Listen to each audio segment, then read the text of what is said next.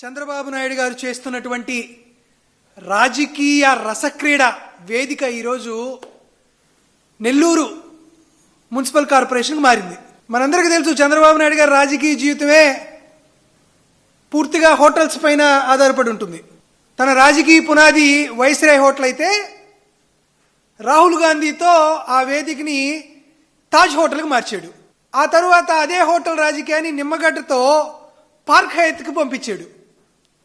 ఈరోజు Nellore municipal corporation రాజకీయ వేదిక పాండిచ్చేరికి మారింది. అంటే పూర్తిగా చంద్రబాబు నాయుడు గారి రాజకీయ జీవితం కొనుగోలు, అమ్మకం, వ్యాపారం, పైరవీలు, ప్రలోభాలు. 8 నెలల పదవీ కాలం ఉన్నటువంటి నెల్లూరు మేయర్ ఎన్నికల్లో ఒక గిరిజన మహిళని పదవి నుంచి తొలగించి తన తాబేదారులను కూర్చోబెట్టుకోవడం కోసం చంద్రబాబు నాయుడు గారు ఈ నీచ స్థాయికి దిగజార్చాల్సినటువంటి అవసరం ఎందుకు వచ్చింది?